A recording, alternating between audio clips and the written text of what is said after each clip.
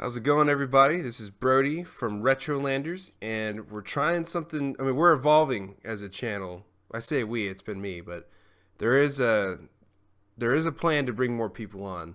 Multiple people are involved in this, potentially. I don't know. We'll see how it goes. But I wanted to start a like a true. I know I've been doing lots of let's plays of just kind of random retro games and all kinds of stuff. Not really any real direction. I haven't really sat down and thought of like a long-term project.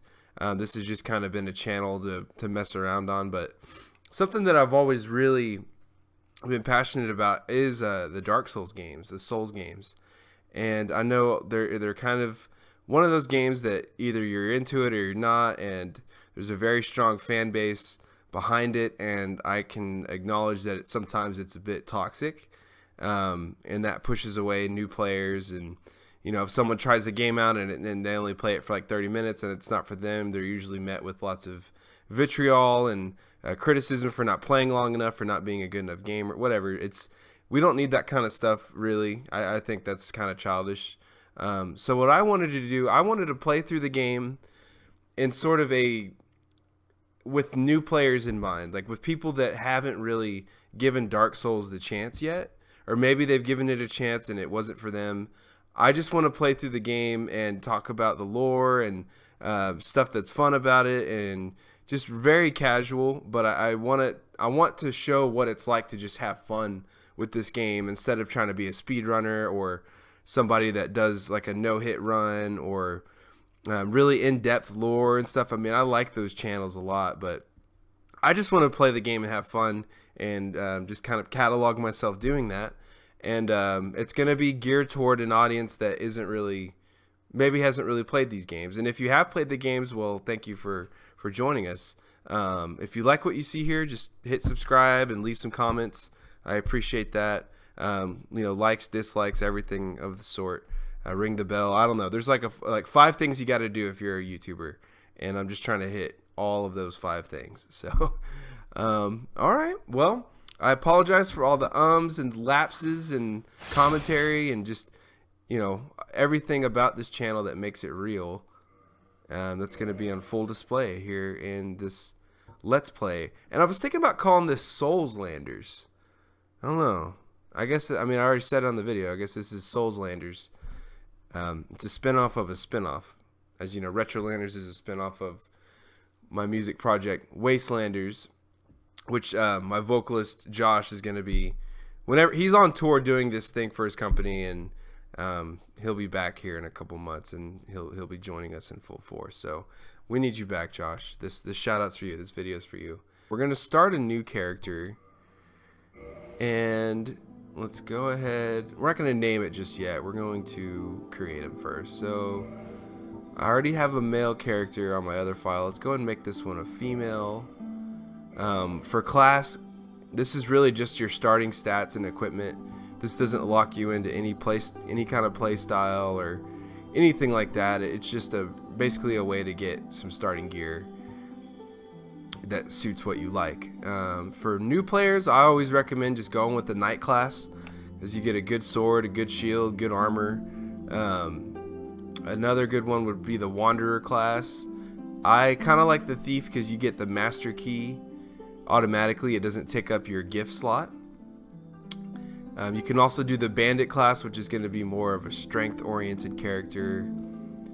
Let's see, the hunter is going to be pure dex. So there's not like a bad choice here, but you'll notice that they all have different starting levels. You got 4, 5, 3, 5, 4, 4, 3, and so on. That's why picking pyromancer is kind of cool, because you start out as a pretty low level, which means you got to pour a little bit more souls to get it up to what the other ones are at. But you also start off with pyromancy spells, which are very useful, especially early in the game. So I think we're going to make a female pyromancer, and we're going to go ahead and give her the master key as the gift. You've got some other choices. Most of these are just one-use items that you can pick up later on in the game. Except for I think the old witch's ring. I think you might find that somewhere. I'm actually starting to space out. I don't remember, but I always choose the master key because that gets you access to different parts of the game early. So I just go ahead and choose that one. Physique, we're gonna just keep her average. Face, this is just sort of like a starting like race basically. Commoner, Delta Farmer, Astora Royalty. We're gonna be part of the Eerie Great Swamp because that's actually where the pyromancers come from in the Dark Souls lore. So we're gonna choose that just to keep it legitimate. Let's go ahead and give her some hair. I don't really care too much about what our character looks like, to be honest.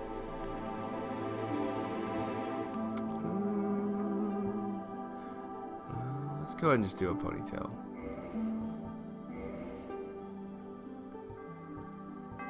And we'll go a little crazy on the hair. Let's do some red hair for Pyromancer.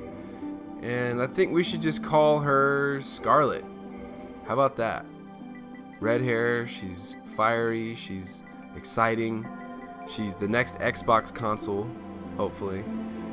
I doubt they're gonna call it Scarlet. They'll probably call it Xbox 2 for all we know. Or maybe like Xbox 7 or some weird number that doesn't make sense. I feel like they kind of have to do that at this point because they had the 360, the One, like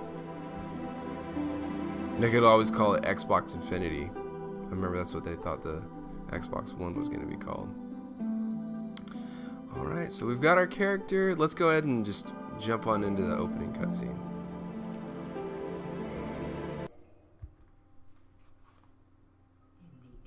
In the age of ancients, the world was unformed, shrouded by fog. One of my favorite cutscenes in any game. A land of grey crags, arch trees, and everlasting dragons.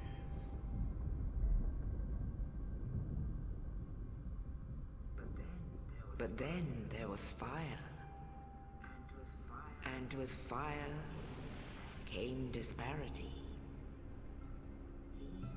Heat and cold, life and death, and of course, light and dark.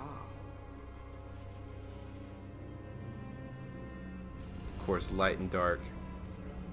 Very Then, Japanese. From the dark, they came and found the souls of lords within the flame.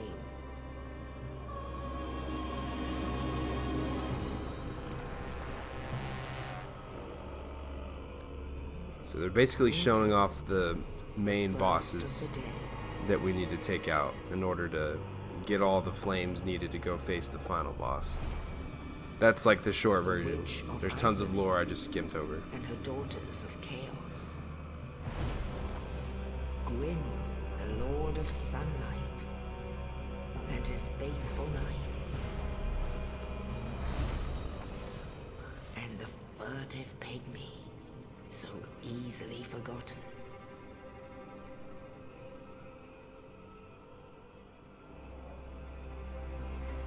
With the strength of lords, they challenged the dragons. Gwyn's mighty bolts peeled apart their stone scales. So they all team up and take out all the dragons. Witches weaved Thunderbolt, fast fire, and of course a disease Nito from Nito. unleashed a miasma of death and disease. And Seath, the scaleless, betrayed his own, and the dragons were no more.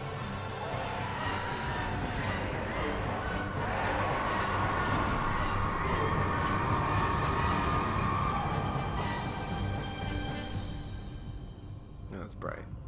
Thus began the Age of Fire.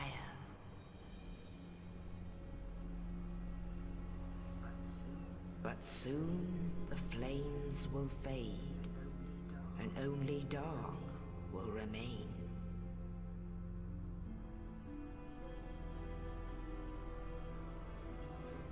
Even now, there are only embers, and man sees not light, but only endless nights. And amongst the living are seen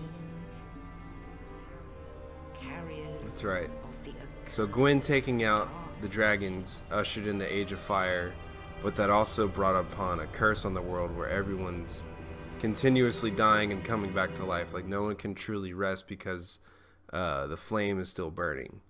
So there's a couple different endings in this game. There's just two, and you can either basically keep the fire going or put it out.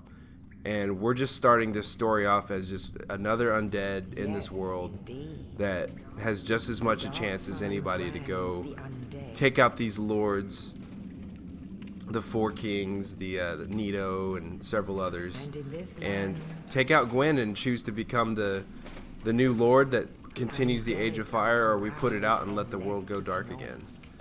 And there's, different interpretations of that, but where they are locked away to await the end of the world. I love that. The end of the world.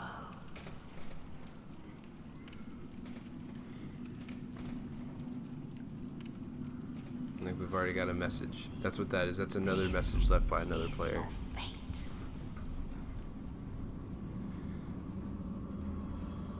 So they lock away. The more undead you become, they call it going hollow, which is why our character doesn't look anything like we just created. They're a zombie. But we can regain our humanity from other creatures, namely rats and other sources like killing bosses, and that's how we can get our human bodies back. Briefly, until we die again. And I'll explain why that's significant later on. Alright. Northern Undead Asylum. Pillage corpse, dungeon cell key. So that was one of the few that's probably one of the only real cutscenes in the game, except for the end and a few boss intros. But most of this game is most of the narrative that is told through reading these item descriptions. So let's go ahead and read the dungeon cell key. Okay. Key to the dungeon of the Undead Asylum to the north.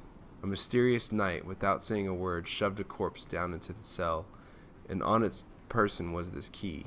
Who was this knight, and what was his purpose? There may be no answers, but one must still forge ahead. So we know, our character knows as much as we do as the player right now. We're just sitting in this cell, and some guy just dropped a body down that had a key in it. And I guess we're just going to open the door and walk out and see what's out there. Master key. So let me go over just the equipment that we start off with. So we've got the black separation crystal. This black crystal, longest symbol of farewell, is granted to banished undead. The crystal sends phantoms back to their homes or sends you back to yours. Beware of fickle use of this item if you intend to nurture relations. So what this basically is, this is kind of like a disconnect item from the multiplayer aspect of this game. So if somebody's with you, like if you summon a player for co-op and you want them to go away, you can use that. Or if you get summoned to another player's game, you can use this to return. I don't think we're going to do a lot of multiplayer for this playthrough. Okay, so we've got the dark sign. This signifies a cursed undead.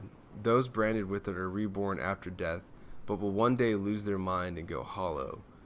Death triggers the dark sign, which returns its bearer to the last bonfire rested at, but at the cost of all humanity and souls. So that pretty much sums up the death and respawn mechanic of this game. Alright. Let's look at our master key. This is a universal key that opens any basic lock, tool of the trade for thieves. But in the cursed land of the undead, most doors are better left unopened. So that's a little bit of a foreshadow. Sometimes when you use this key, you end up in areas that you're not quite leveled up to get into. I think that's what it's telling us. All right. And we've got our, this is our spell section of our inventory. We've got the fireball spell. Standard pyromancy of the Great Swamp. Hurl fireball. Pretty basic attack. The fire damage caused by fireballs makes them effective against corporal beasts and undead who by nature fear flame. So that again shows that the Age of Fire is not a good thing. That all of these creatures inherently want the flames to go out because they're tired of living this curse and going mad, as was stated on the dark sign item.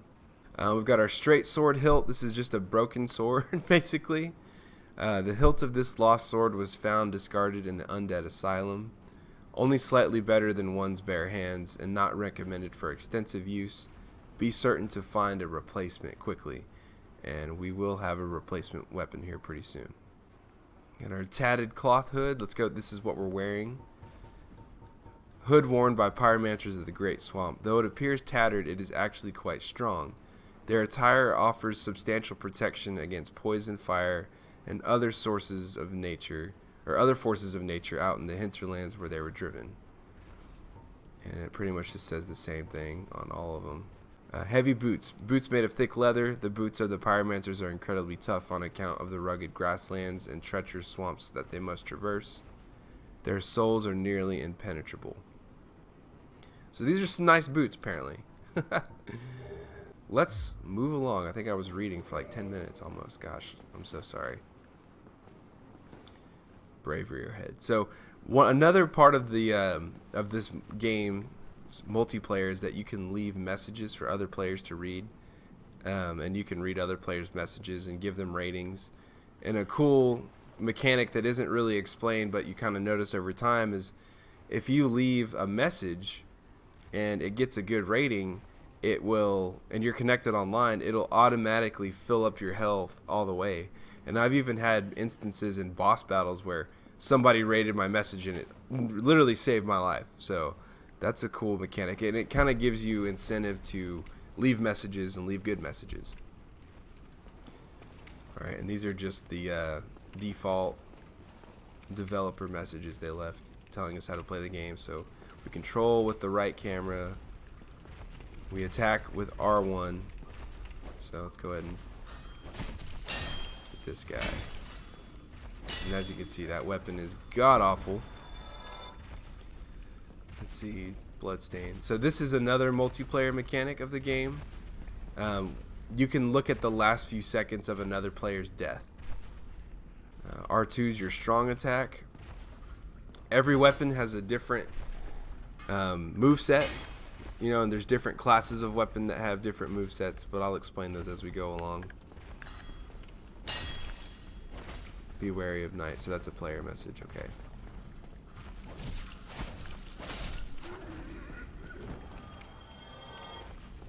So as we're running, if we hold circle, that's going to make us run faster. But that does deplete our stamina bar, which is up in the top, the green, as well as doing attacks and rolling. But regular movement doesn't affect that.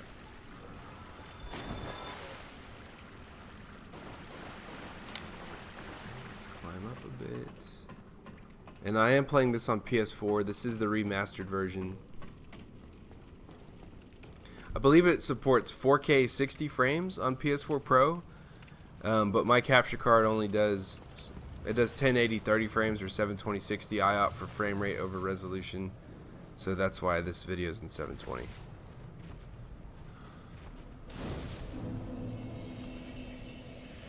And we have lit our first bonfire. So this is where we rest. It'll refill our health as well as our healing Estus, which we'll get here in a second. And later on, it's actually where we're going to level up, repair items. A lot of different things can be done at bonfires. Just a lot of those mechanics are handed down throughout the game naturally.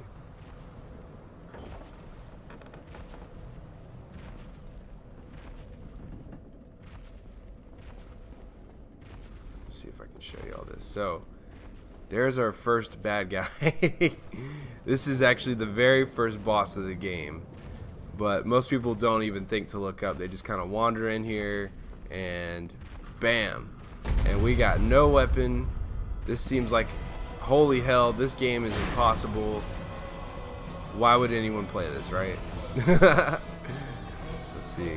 It is actually doable to fight this guy like this, but it's definitely not fun because we only do 2 damage to him. So there's actually a door right here we can just run in and the gate will shut behind us. Many people just get killed on their first time there if they don't know that. And then we've got another bonfire right here. So I think that happening early on is sort of teaching us as the player to pay attention to your surroundings and don't just jump into things head on. There's usually an easier way to do things. There's usually some kind of secret or just a way to make things easier. Got that guy shooting at us. And again, they're going to give us a shield, teaching us that we need to open menu and change equipment, and then press L1 to use it. It's amazing, like there's so much instruction in this part of the game, but there's like none after that, like at all. Alright, so he's going to run off. We can pick up our hand axe, our starting weapon.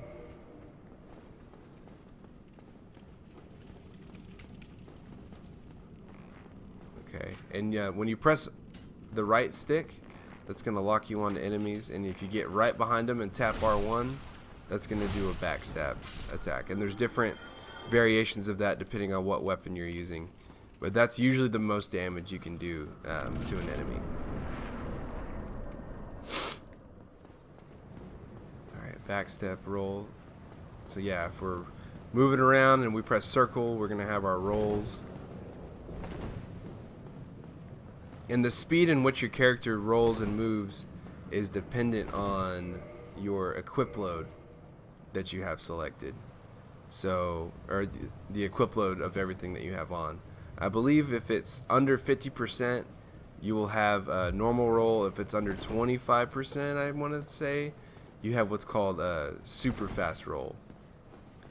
And it just kind of scales up. If you don't want to have too much equipment on to where you roll very slowly, because taking damage and blocking with your shield is never going to be as effective as perfectly timed rolls. That's the key to this game overall. I think I want to turn the brightness up a little bit, actually, just because it's a little dark on the screen. Let's go ahead and roll with that. And if it's too bright on the... Oh my goodness, I totally forgot that happened. There's a guy up here with a big ball guy here, rolling us down the stairs. Let's go ahead and take him out. Alright, well, let's go see what happened. Ooh. Oh, you. You're no hollow. Thank goodness. I'm done for, I'm afraid. I'll die soon, then lose my sanity. I wish to ask something of you. You and I, we're both undead. Hear me out. Yeah, sure. So this is the guy that gave us the key early on. Regrettably, I have failed in my mission, but perhaps you can keep the torch lit. There is an old saying in my family: "Thou who art undead art chosen, and thine exodus from the Undead Asylum maketh pilgrimage to the land of ancient lords. When thou ringeth the bell of awakening, the fate of the undead thou shalt know." Well, now you know. And I can die with hope in my heart. Oh, one more thing. Here, take this. An Estus flask. An undead favorite. Alright. That's our healing item. Oh, and this. And he's going to give us a key. Now I must bid farewell. I would hate to harm you after death. So go now. And thank you. Alright. So he's about to die. It looks like he got injured falling through that. And he pretty much gave us our first real direction of the game is to go ring the bell of awakening. And we're going to find out here in a bit that there's 2 of those bells. And that's kind of our first big task in the whole game to get us to our first lord. So let's move along here. So we can go up there. That's where that key's going to open the door at. But down here is actually a door that we couldn't open from this side earlier, but it takes us right back to this bonfire. And that's what this game it's built kind of like a Metroidvania in that sense, where you're gonna progress through an area and open a shortcut that allows you to, like every time you die, you just use the shortcut and you don't have to repeat the same area over and over again. But since we rested at that bonfire, this guy respawned. I sounded like a middle schooler when I said that. Alright.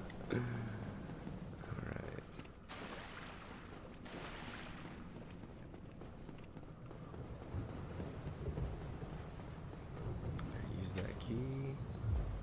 What is it? Alright, so if we press triangle, we're going to go two-handed on our weapon. And that changes our moveset a bit, but it removes our ability to block and parry, which is done with L2. Yeah, okay, resting up on fire. Pyromancy Flame. So this only spawns if you choose the Pyromancer class.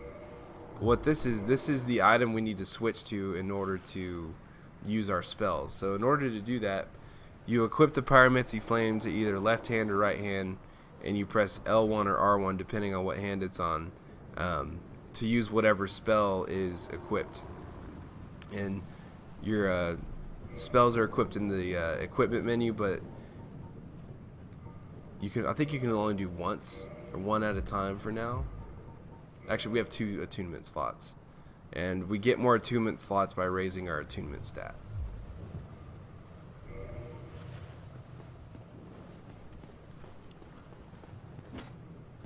Let's go ahead and fight these guys. Let me show you what a parry looks like.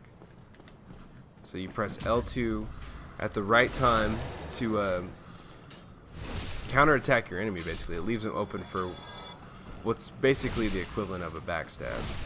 A parry and riposte, as they call it. Yeah, these guys are just too easy.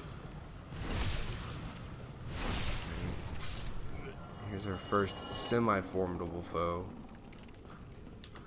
Oh, I went in for that.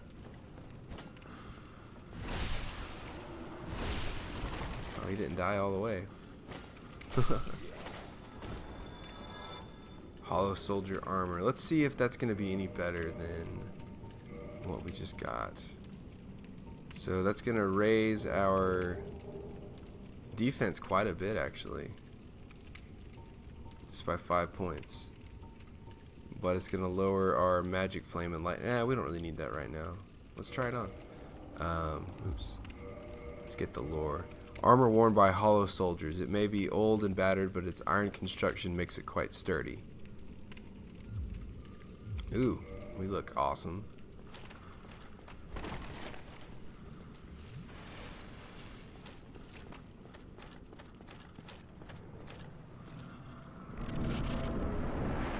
That bastard.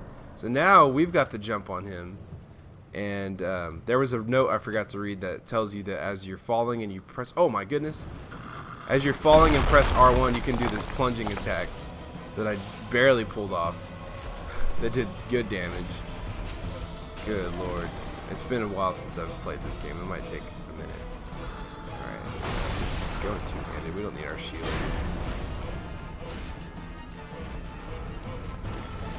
So this guy's got pretty easy attacks to telegraph. Just press circle at the right time. And you don't want to come in and start spamming R1. I see a lot of new players do that because most action games, that's what you want to do. You want to attack as much as possible. But in Dark Souls, every attack we do uses stamina, which will then affect our ability to roll away or, you know, do other stuff. If you block an attack, that's going to take stamina, and if you don't have enough, that's going to break your shield, or I guess break your guard, and you're going to be open for an attack. So you want to you always want to do a counterattack. You want to either dodge or parry or get behind someone. You don't just want to run in and start swinging. And I think that's kind of what people like and don't like about these games, is that you have to be strategic. Every enemy you fight is like a tactical fight. It's not just a throwaway enemy on the screen, you know.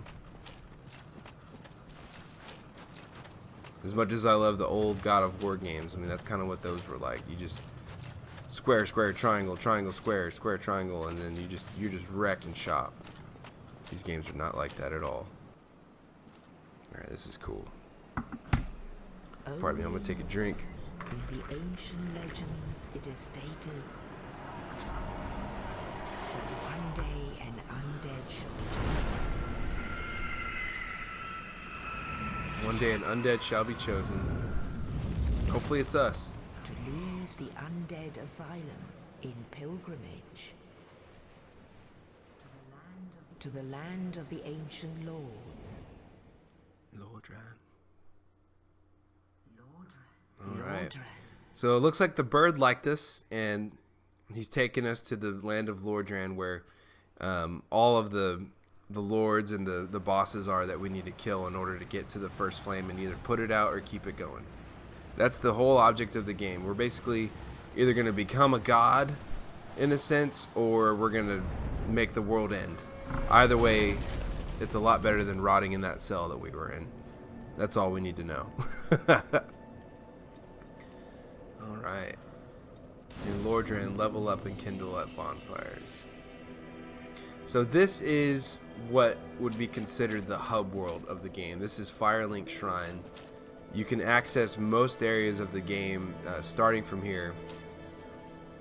And there's all kinds of interconnecting paths, but this is definitely the center of everything. So what I'm going to do, I know this video has been going on a little bit. I might splice this into a second episode. I feel like we didn't really get to see a whole lot in the Northern Undead Asylum. So I'm just going to show Firelink Shrine and what you can expect here. And the next episode, we're going to jump into the first true area of the game, which will be up there in the Undead Burg. Look, you can see that guy standing way up there. Still blows my mind how beautiful this game is. It's got a really cool art style. And there's not a whole lot of music. You really only hear music in like a few areas, and then the boss battles. Most of the time it's just quiet and eerie, and all you're hearing is the sounds of enemies walking around. It's kind of spooky.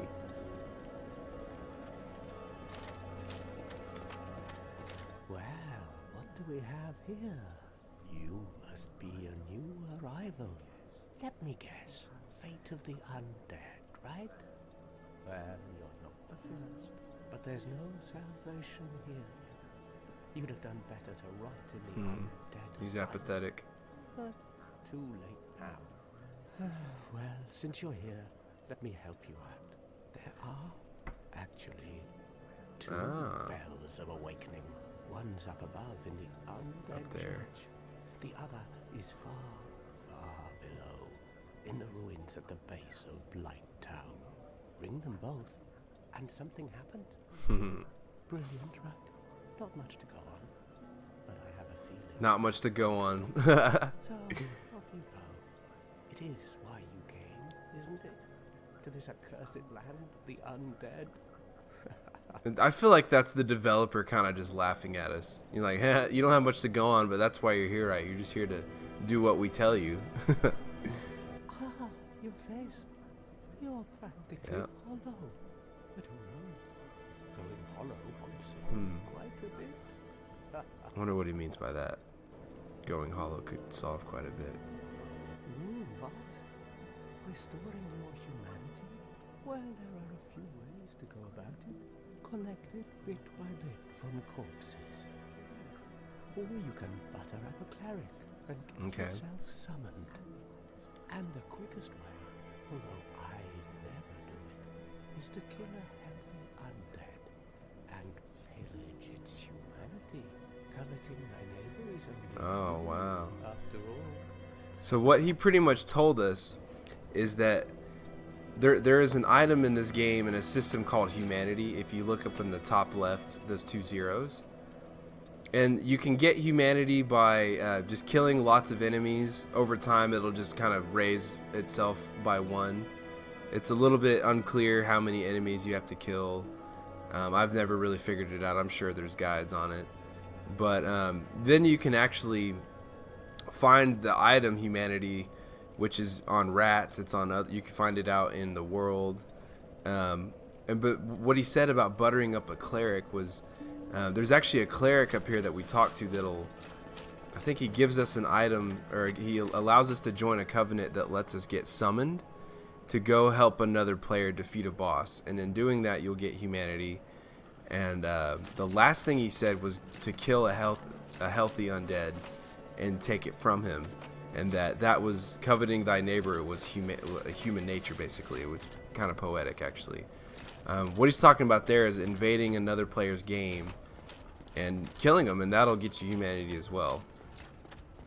And you need to be human in order to summon other players to help you, or to get invaded by other players. So that's kind of really the only benefits of being human in this game. Let's talk to this guy. Hello there. I believe we are not acquainted. I am Petrus of Firelink. Have you business with us? If not, I'd prefer to keep a distance. So this guy doesn't like outsiders. Let's keep talking to him. Hello there. I realize that I have requested that we retain our distance, but I also want you to know that it is not meant in ill will. Here, take this as a token of peace. No, go ahead. It's for you. Copper coin. We're gonna have to read that. Oh my, you again. Oh, I know. How about this? I have to await my companions here anyway. So what if I were to teach you some miracles? Yeah, Please definitely. Very well. Then first, a covenant with the gods. Alright, so we're going to join our covenant. I think there's 12 covenants in the game. Maybe not. Now, I don't know. let me share my miracles. We'll find out as we go. Their ultimate effectiveness will be determined by your efforts and your faith. Okay. So let's go ahead and learn the gesture. Every NPC that you can do business with, many of them you can learn gestures from, which is kind of just like a funny mechanic in the game that's used a lot in online play. There's actually a trophy for getting all the gestures. Let's see what items he's got. So we can buy some miracles. We can't really afford any except Seek Guidance, which just displays more messages on the ground. Let's see here. And then we can buy a talisman. So like we have the pyromancy flame in our left hand, that allows us to do pyromancies, but in order to do miracles we need a talisman, and in order to do sorceries we need to get a catalyst, which we can get later on.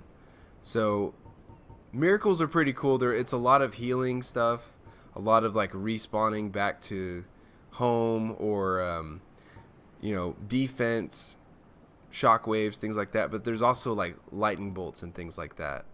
So it's more of kind of like your holy powers, I guess.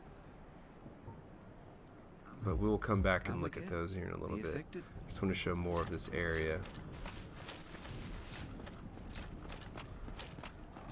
It's funny. Most people who start this game aren't going to go through and look at every item and thing like that. So, there's our first batch of humanity. Let's go ahead and use that and see what it does. Let's read the lore first. Rare tiny black sprite found on corpses. Used to gain 1 humanity and restore a large amount of HP. This black sprite is called humanity, but little is known about its true nature. If the soul is the source of all life, then what distinguishes the humanity we hold within ourselves? Kind of weird, huh? Alright, let's read that copper coin. Coin made of copper, its face shows Old Man McLoif, god of medicine and drink.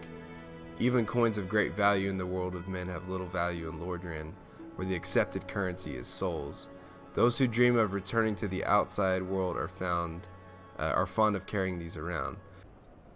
Alright, let's go ahead and use our humanity and see what that does for us. So we're going to use... Let's go ahead and just use all 4. Why not? So once you use humanity, notice how my score went up from 0 to 4. And when we're at a bonfire, we can offer humanity to reverse our hollowing. And once we're in human form, if we still have humanity on us, we can kindle the bonfire, which this one has already been kindled. That's why our Estus flask was refilled to 10 from 5 like it was earlier. But once you have humanity on you, that allows you to kindle the bonfire to heal you more. And there's an item later on that allows you to get it up to 20. I just wanted to look at his stuff real quick. Alright, Great Miracle cast by Advanced Clerics restores high HP. Great Heal excerpt borrows from only several verses of Great Heal. As a result, they can only be cast a stark few times.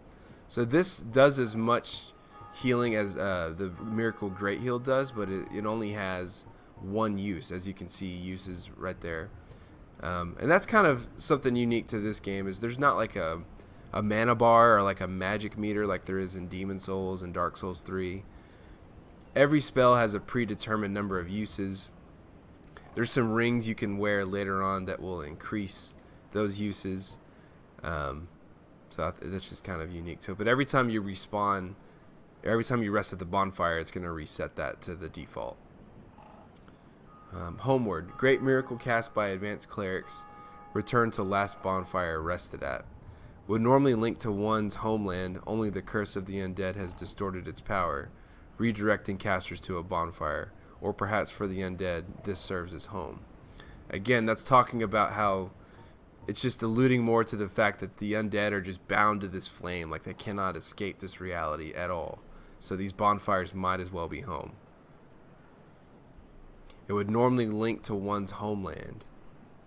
So before the curse took over, this would actually take whoever used it back to their homeland. But since we're undead, naturally our homeland is the fire, which is really cool. That's really cool. Force. Common miracle among cleric knights. Create shockwave. This quickly acting miracle inflicts no damage but propels foes back and defends against arrows. Cleric knights use this miracle when charging into enemy mobs. So this is just it creates a shockwave that knocks enemies back, which would be good to use if you're getting swarmed. A lot of folks use this in PvP to kind of throw off the timing of your opponent. And we've got Seek Guidance, which it facilitates communication between undead, but their value varies greatly. A balance of faith and wisdom is required. So even the game items are telling us not to trust every message that we find. Because there are some pretty funny messages that people leave that will say, like, leap of faith required, and it's next to an edge of a cliff, and if you jump off, you're going to die, but they're just trolling you. So, oh. That's why I love this game. Like, the developers just, every mechanic is laid out in the lore. Respawning, leveling up, healing, and leaving messages, invading other players' games. It's not just mechanics there to make it fun. Like, it actually has lore and meaning to the world that we're playing in. Alright, and we got Heal. To cast a miracle, the caster learns a tale of the gods and says a prayer to be blessed by its revelations. Heal is the shortest of such miraculous tales. I cannot read right now. I cannot read, period. And we've got our Talisman. Medium for casting miracles of the gods. Medium for casting miracles of the gods. Standard talisman issued to common believers. Equip talisman to cast miracles. Attune miracles from a scroll at a bonfire. Most miracles have limited number of uses. I've already explained all that. We got the Thorlin talisman, which is a medium for casting miracles of the gods. It is only granted to high-ranking Thorlin clerics. Has high miracle adjustment, which, thanks to divine protection, is not dependent on faith. It's a C scale versus a B. If you look where it says parameter bonus, that little star signifies faith, which means that there's certain talismans that have a greater effect. Well, the miracles will have a greater effect depending on your faith, which is scaled up by the parameter bonus. Let's go back down here. We're going to talk to the Crestfallen Knight. See what else he's got. You want to hear more? Oh, that's all we need. Another inquisitive soul. Well, listen carefully then. One of the bells is up above in the undead church. Just some gameplay hints. The lift is broken. You'll have to climb the stairs up the ruins and access the Undead Burg through the waterway. The other bell is back down below the Undead Burg, within the plague-infested blood. But I'd die again before I step foot in that cesspool. Let's see. I don't know if he has any more dialogue. He's so sick of us. Now, you ask too many questions. Is that it? Leave me. All right, he's fucking done with us. He's had enough. So we can actually attack this guy. You can attack any NPC, and once you do that, I mean, you know, any chance of using their item shop or getting dialogue from them is pretty much gone. And once they're dead, they're dead. But they actually do all drop some interesting items. Most of them do. So at the end of a playthrough, before you go to New Game Plus, one fun thing to do is just go on a murder spree and kill all the NPCs and take their items, because you're about to reset the game anyway. So what he just told us is that this elevator back here is broken, and that we need to go up the stairs back behind us and use the Undead Burg. So this elevator doesn't work right now, but spoilers, we will be able to use it later on. We just have to get there naturally. So from here, there's a few directions we can go. Up these stairs is where we're gonna go for the Undead Burg, which I'll cover in the next episode. But to close this episode out, I just wanted to run down here and show a couple more things. So a lot of the main bonfires have what's called a firekeeper, which is why this bonfire is already kindled. And when we get Firekeeper souls, we can bring them to her, and she will reinforce it to make our Estus flask heal more. So we'll have a Estus flask +1, +2, and so on. Okay. So let's go down here. This is an elevator that actually does work, but it takes us straight down into the Blight Town area of the game that we don't really need to get to right now. The Blight Town and the New Londo ruins. So I will cover more on the next episode. I know this probably got a little bit slow, but we just wanted to be thorough and show different parts of the game that I think are often overlooked, which is the item descriptions. I mean, there's so many little hints given in here. Like, I didn't even read all the keys and things like that. So but yeah, thanks for watching. Subscribe, and I'll see you on episode 2.